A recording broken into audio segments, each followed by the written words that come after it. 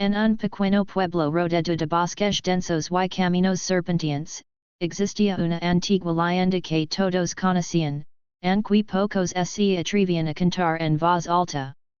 La historia de la lámpara desde el ataúd. Era una historia que, con el tiempo, se había convertido en advertencia para quienes se atreviran a desafiar lo desconocido.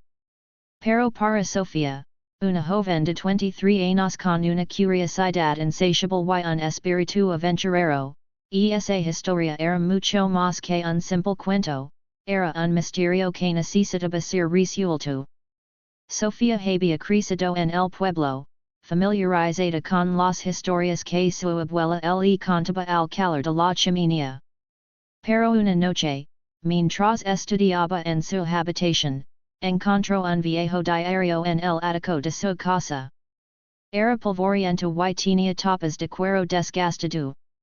Cuando lo abrió, encontró anotaciones que hablaban de un ataúd celado en una antigua iglesia abandonada, ubicada en las afueras del pueblo.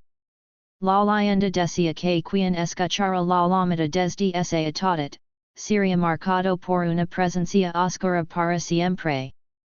Movida por la curiosidad, Sofía decidió investigar. La iglesia abandonada era un lugar que todos evitaban, especialmente al caer la noche. Sin embargo, ella se sintió atraída por la idea de descubrir la verdad detrás de esa historia. Preparó una linterna, una grabadora y un cuaderno, y aquella misma noche, partió hacia la iglesia. La iglesia era un edificio de piedra, con vitrales rotos y puertas de madera que crujían con cada ráfaga de viento. Al entrar, el silencio era absoluto, solo interrumpido por el sonido de sus pasos y el crujir de la madera. El air olía a humedad y a historia olvidada. En el altar, encontró un pasadizo que levaba a una cripta subterránea. La puerta de la cripta era de madera gruesa, con inscripciones desgastadas por el tiempo. Sofía notó que había marcas extrañas, símbolos que parecían antiguos y que ella no lograba comprender del todo. Con cuidado, abrió la puerta y descendió por una escalera de piedra. La cripta era pequeña, y en su centro, un ataúd de madera negra, con inscripciones en un idioma que parecía antiguo, descansaba sobre un soporte de hierro. La leyenda decía que ese era el ataúd del sacerdote que en su vida había sido considerado un hombre justo, pero que, en su muerte, había sido poseído por una entidad oscura. Sofía sacó su grabadora y comenzó a grabar, queriendo documentar cada detalle. De repente, su linterna parpadeó, y en la penumbra, escuchó un susurro apenas audible, la lámpara. Ella se sobresaltó, pero pensó que quizás era solo su imaginación. Sin embargo, la sensación de que algo la observaba creció en su interior.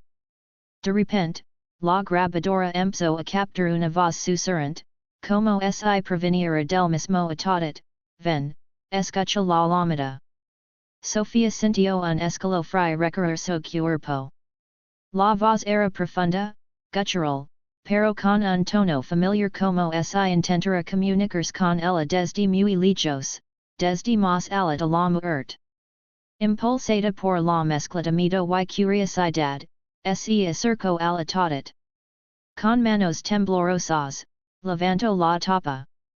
Dentro, en lugar de un cadáver, encontró un espejo antiguo, cubierto por una tela negra. La figura reflejada en el espejo parecía distorsionada, como si no fuera ella, sino una presencia que la observaba desde el otro lado. En ese momento, la grabadora empezó a grabar sola, captando sonidos que no pudo entender en ese momento, pero que más tarde le parecieron susurros de voces perdidas en el tiempo.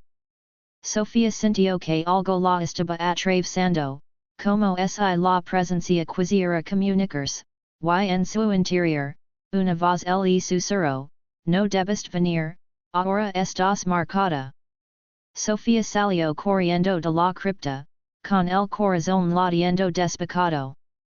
Al volver a casa, intentó borrar lo ocurrido de su mente, pero las cosas empezaron a cambiar. La noche siguiente, empezó a recibir llamadas en su teléfono móvil.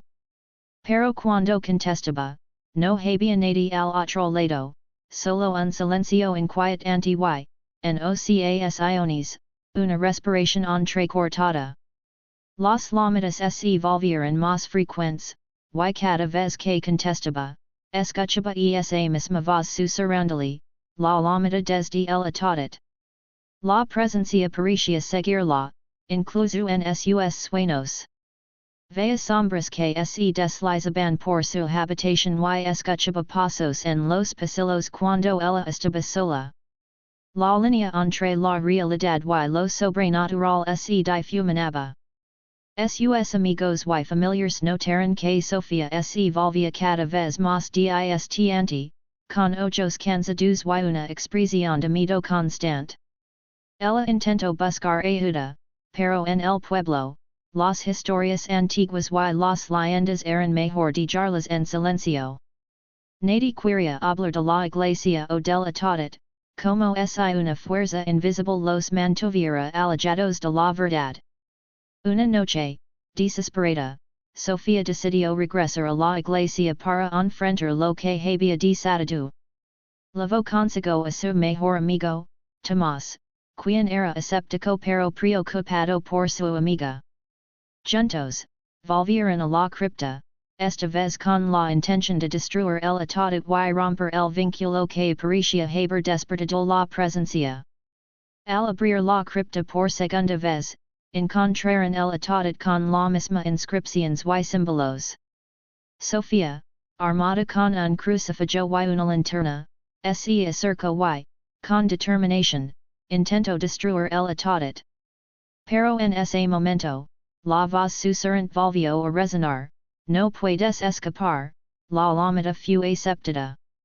Una fuerza invisible los empujó hacia atrás, y la presencia se manifestó en toda su intensidad.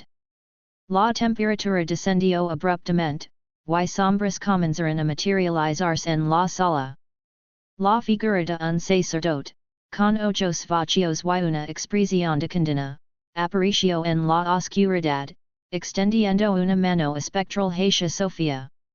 En un acto de valencia, Sofía recordó las historias que su abuela le había contado sobre cómo las fuerzas oscuras solo podían ser libradas mediante un acto de pureza y sacrificio.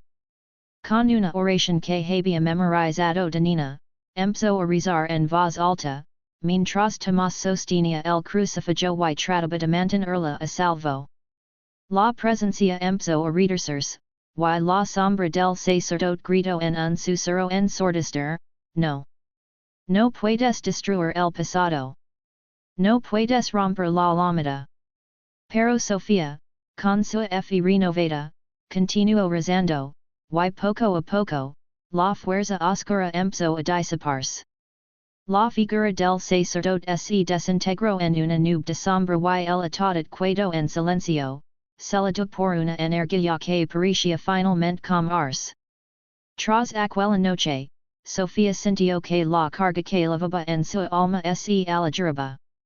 La llamada desde el atotet había sido finalmente silenciada, y la presencia que la atormentaba parecía haber sido para siempre. Sin embargo, en su corazón, sabía que nunca olvidaría aquella experiencia. Con el tiempo, Sofía decidió abandonar el pueblo y mudarse a la ciudad, buscando un nuevo comienzo. Pero en las noches solitarias, a veces, escuchaba una pequeña llamada, apenas un susurro en el viento, recordándole que hay secretos que deben permanecer enterrados y que lo desconocido siempre acerca, esperando la oportunidad de volver al amor. Lo que hizo que la historia de la llamada desde el atotet fuera tan aterradora y, a la vez, humana, fue la impaciencia que nació en Sofía. Ella no era solo una aventurera en busca de emociones, sino una joven que enfrentó sus miedos más profundos para proteger a quienes amaba y entender el pasado oscuro que acechaba su pueblo. Su miedo, su duda y su valor la convirtieron en una figura con la que cualquiera podría sentirse identificado. En esa lucha entre la oscuridad y la luz, ella encontró no solo el terror, sino también la fuerza interior para enfrentarse lo desconocido y, quizás, salvar su alma y la de su comunidad. Porque, al final, el verdadero horror no solo reside en lo sobrenatural, sino en la vulnerabilidad y la valencia humanas para enfrentar lo que más demanda fin.